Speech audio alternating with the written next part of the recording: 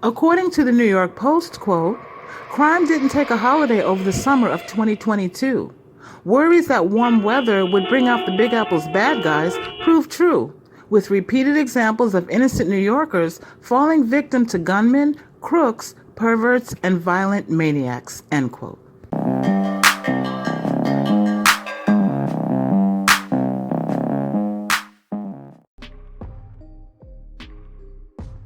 Official statistics show the NYPD tracked weekly spikes in almost every category of major crime except murders and R-words in June, July, and August compared with last year.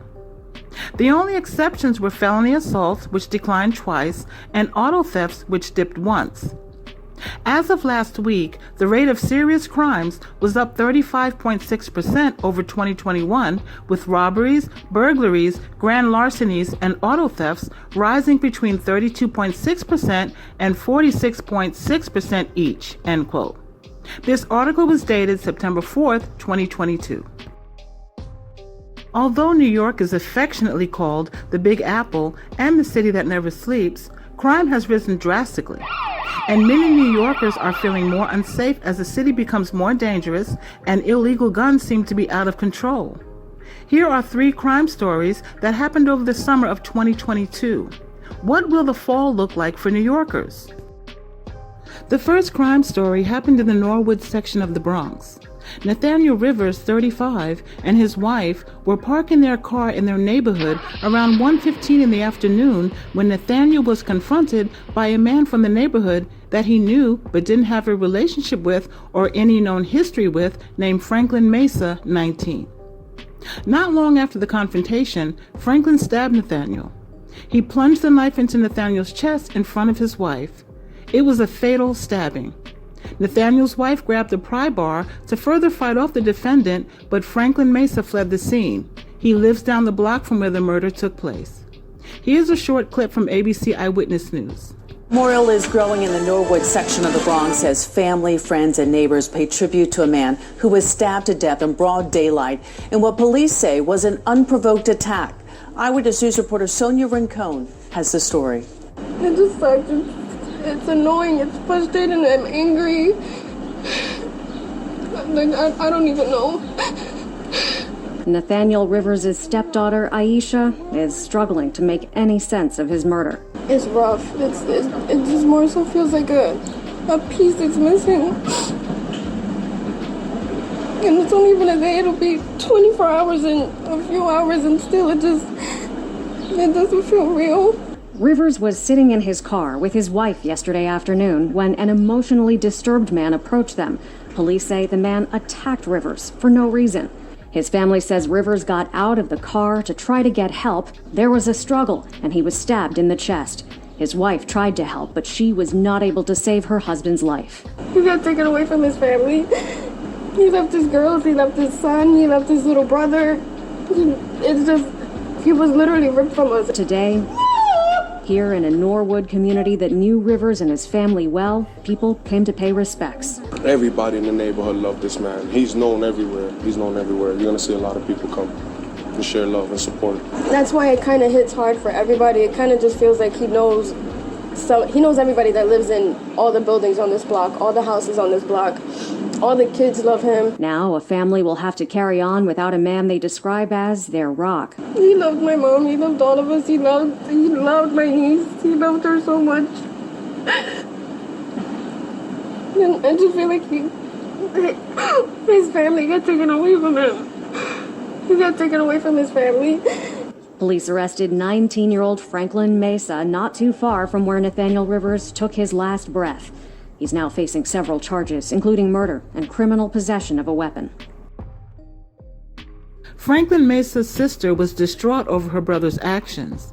She stated that her brother had been battling mental health issues and was diagnosed with schizophrenia. He had been taking medication since he was 15.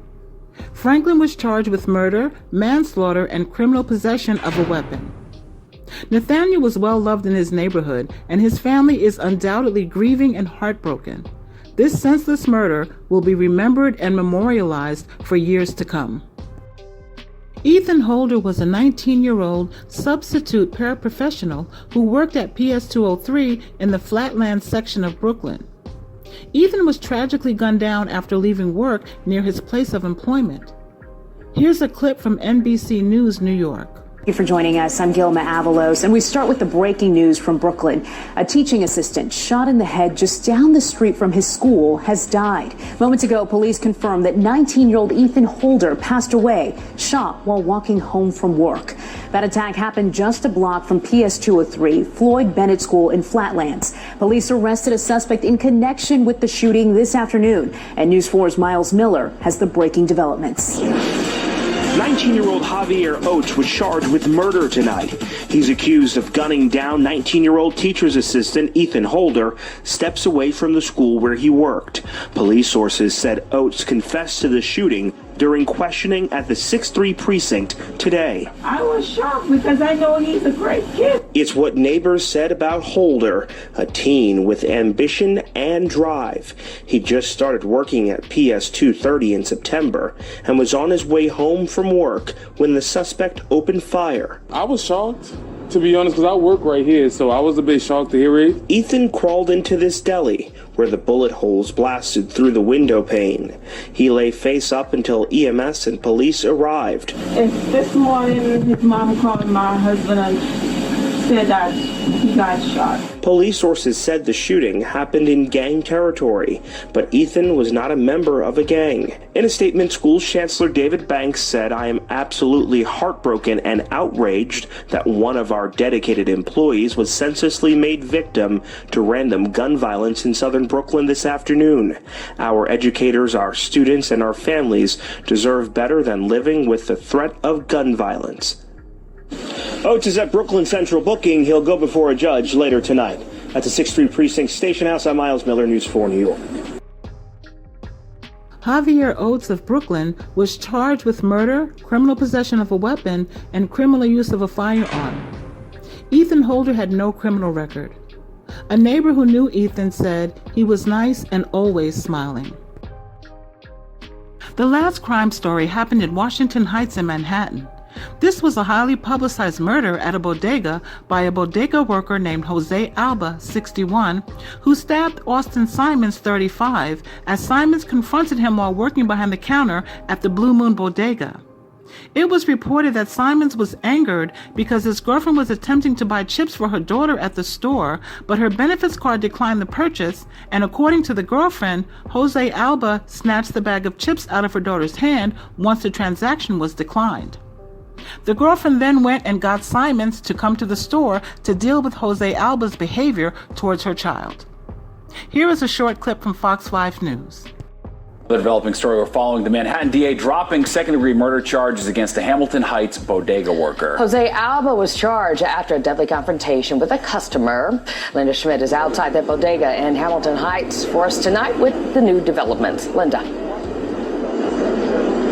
Yeah, hi there, Stephen Laurie. Well, first of all, this whole thing happened on July 1st. Just 6 days later, Mayor Adams came out and publicly supported that bodega worker, Jose Alba. Now, today is day 12, and the DA, Alvin Bragg, has dropped the murder charge against him. Now, go ahead and take a look. This is some file footage here, because after this story happened and after Alba was originally charged with murder, there was a boatload of publicity on this, not just in the media, but also social media. There were rallies held in defense of Alba, people saying that he was just defending himself that day and that his life had been in danger.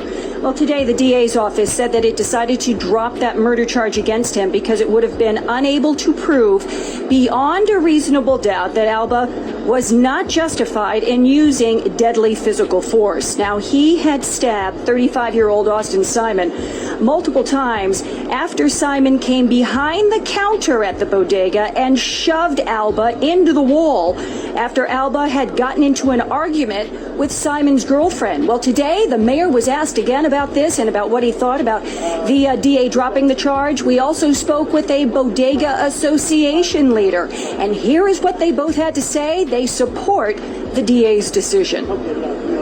This happens sometimes in cases, the preliminary arrests after review decisions are made.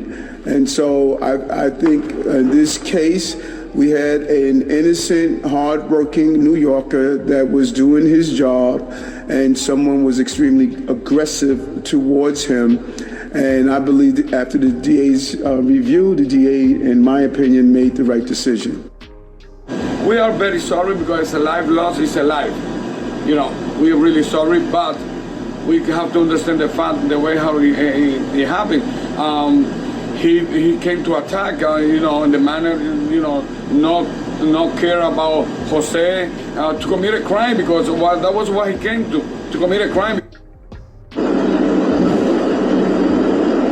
Now, District Attorney Alvin Bragg, he has come under intense criticism since he came into office in January. He has been accused by many people of being soft on crime and soft on criminals. And then many people, there were a large crowd of people who were outraged by his decision in this case to charge the person that many believe is the victim in this case, charging that person with murder while not charging other criminals with stronger crimes that they had been accused of committing. But again, he dropped that murder charge today. Back inside to you. All right. Perhaps he was listening. All right, Linda. As you heard, initially, Jose Alba was arrested and charged with second-degree murder, and his bail was set at $250,000. He was locked up at Rikers Island for a short period of time. Some of Austin Simon's family members have spoken out about the murder and have a different take on the incident. Tiana, the victim's ex-wife, disagrees with the police and the public's perception that Jose Alba acted in self-defense. According to the New York Post, quote, "Personally, I don't feel like it was self-defense," she said. "He stabbed him multiple times. That was overkill. Self-defense for a push? You got pushed. You're sitting there going back and forth with words. He just was trying to make him apologize to the little girl," end quote. A cousin, Kendra Simons, blamed the girlfriend who went and got Simon and got him involved. She also noted that the tension between Dominicans and African Americans in the community is not being discussed, but played a part in the incident, in her opinion. Almost all cities have some level of dangerous crimes each year. But when crime goes up in any city, it is frightening to the public and taxing on the many police departments that patrol the cities every day. According to NYC.gov, quote, "We know that any crime increase in our city is wholly unacceptable," said Police Commissioner Keishan L. Sewell. "Everyone who lives, works, and visits here deserves to be safe, and the members of the NYPD will tolerate nothing less. But we cannot do it alone. When violent criminals are willing to carry illegal guns on our streets and brazenly shoot at innocent people, they must face real consequences. And when rampant revolving door recidivism erodes the public's trust in the criminal justice system, we must make efforts to refocus that system on what matters the most, the victims. All of us need to be pulling in the same direction so that we can best deliver on the public safety promise we make to every New Yorker every day."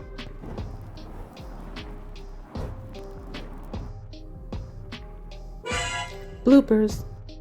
Official statistics show the NYPD. Official statistics, oh my God. As you heard, initially, Jose Alba was arrested and charged with second degree.